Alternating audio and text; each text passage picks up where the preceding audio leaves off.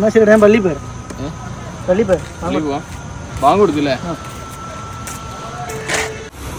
ഇവൻ പള്ളിയിലോ എനിക്ക് തോന്നുന്നുണ്ടോ? വെറുതെ പള്ളിയിലെ കാത്തൊന്നും വരില്ല, പോവില്ല. സലാത്തിന് മാത്രം ഒന്ന് പള്ളിയിൽ വരും. അത് ആരെ കാണിക്കാൻ വേണ്ടി. ഹലോ, വേറെ ഒന്നുമില്ല. പറയുന്നു നമ്മള് നിഹാദിനെ പറ്റിയിട്ട് ഞാനെന്താ പള്ളിയിലേക്ക് പോയില്ലേ? പള്ളിയിൽ ഓനാ അത് ഞാൻ പറ്റി പറയുന്നത്.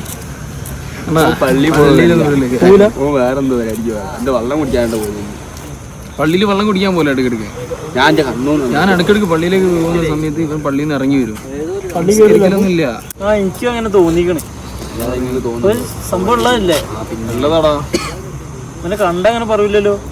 ഇങ്ങനെ പോകുന്നുണ്ടോ? പള്ളി നിസ്കരിക്കാൻ പോവാന്ന്, വെള്ളം കുടിക്കാൻ പോകുന്നതാണേ. ഇവൻ എങ്ങനത്തെ ആളാ? പിന്നെ നോക്കി ഇവിടെ ഇരുന്നാ പോരെ. പിന്നെ എന്താ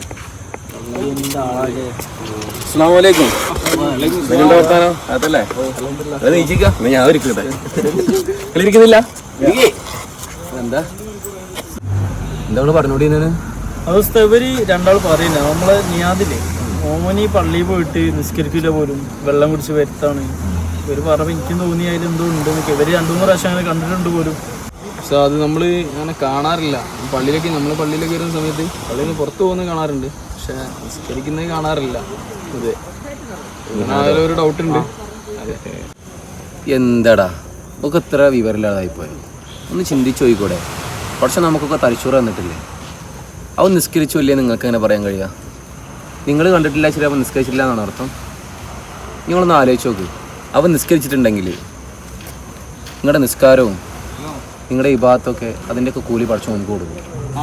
നിങ്ങൾ അവൻ്റെ കുറ്റമല്ലേ ഇപ്പോൾ പറഞ്ഞുകൊണ്ടിരുന്നത്? നമ്മളൊന്ന് ആലോചിച്ച് നോക്കല്ലേ?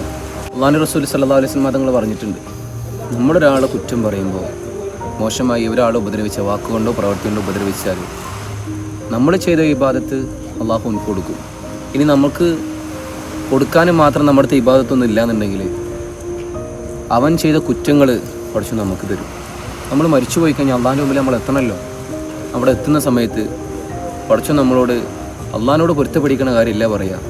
നീ ആരെയാണോ കുറ്റം പറഞ്ഞത്, ആരെയാണോ നോവിച്ചത്, മനസ്സിനെ വേദനിപ്പിച്ചത്, അവനോട് പോയി പൊരുത്തം ചോദിക്കും. അവൻ്റെ പൊരുത്തം കിട്ടിയാലേ നിനക്ക് സ്വർഗ്ഗത്തിൽ കടക്കാൻ പറ്റുള്ളൂ.